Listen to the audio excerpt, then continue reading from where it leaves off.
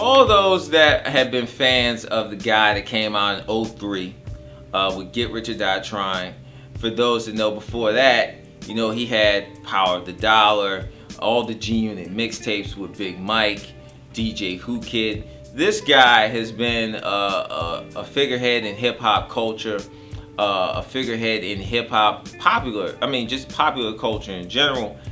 Curtis Jackson, 50 Cent, G-Unit, formerly of, you know, the Aftermath, Shady, Interscope Machine.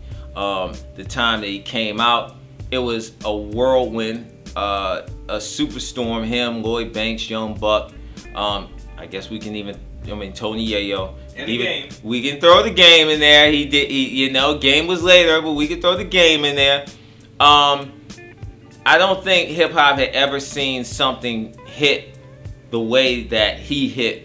When he came out, it was almost like there was nothing that was going on that wasn't G-Unit or connected to G-Unit. Aftermath at that time, between Eminem, Dr. Dre, 50 Cent, it just was nothing happening. They had a lock. Some called them the juggernaut of the music game at that time. Well, things have changed. You know, the music business is different. You know, he's one of the first, I think he's one of the only artists to ever sell 12 million, well 10 million and then 12 million back-to-back albums. 3 million on the G-Unit compilation, and then go on to have artists like Buck and them sell multi-platinum records. This was the G-Unit run. As you know now, G-Unit kind of broke apart. They come back together now. He's on a new, you know, he's no longer on Interscope, he's no longer on Aftermath, he's no longer on Shady. He's going the independent route, seeing the way that the industry is going, and seeing that, you know, these days the major label way is not the way to go. Enter Animal Ambition, his new effort, which is his first independent effort with the Caroline Distribution label and G-Unit Records. This is, I guess, his own, it's a Cash Money style deal where, you know, he puts the album out, he does all the, I guess, the financing in the beginning of this album. I mean, well, putting it together, studio time, videos and everything, but he gets a lot of the back end of what he, you know, sells from these records. So, we will see where this goes. Is this the new way that 50 will start to put out records? Is this the end for him even doing a major label deal? So I think it's great to see somebody to go from a major label machine to the independent machine. And I'm going to put you on to this Animal Ambition. Is it the album that everybody's looking for, or is it an album that nobody should look for at all? About to let you know right now. First song I'm going to put y'all on to is Hold On. I like Hold On. Hold On reminds me of the old New York 50, the Power of the Dollar 50, that time when he was doing this thing, and it was just that style, that nostalgia of that New York thing that people still chasing. But it really is who 50, you know, if you into 50, that's his thing. So it's like, listening to the song's really like a slow flow, almost like a conversation type of flow that he's doing. I thought the track is hot, the song is hot. It's talking about that street stuff. It's talking about just, you know, it's that word play of the street talk. And I thought he did a dope song in that vein. And I think y'all should check that out right now. The next track I'm gonna put y'all on to is Irregular Heartbeat. First of all, I loved how the track has a scare heartbeat in the actual track. The way they played on the track was really dope. You know, he's obviously talking about having beef in the street, but it's all about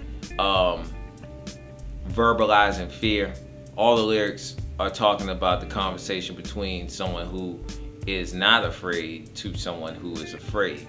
Jadakiss rips this track. It's like what everybody will want to hear. Like, you know, when he was coming up, you wanted to hear that Rough Rider G-Unit collabo. It's a lot of that on this album, and I think he did a great job really putting that together. I wanted to do the track because I love the track with 50 and Schoolboy Q. flip on you. I thought that track was dope. I mean, it's really dope. But I'm gonna go with Chase the Paper, only because I identify with the song. I love the song. The hook goes, you chase the hoes, I chase the paper. I think it's dope, just on that, you know, when you trying to get yourself in that mind of like, I'm about to get on the grind. And he's basically talking about how there's dudes out there that, you know, you running around chasing women. He's chasing success, or he's chasing that grind.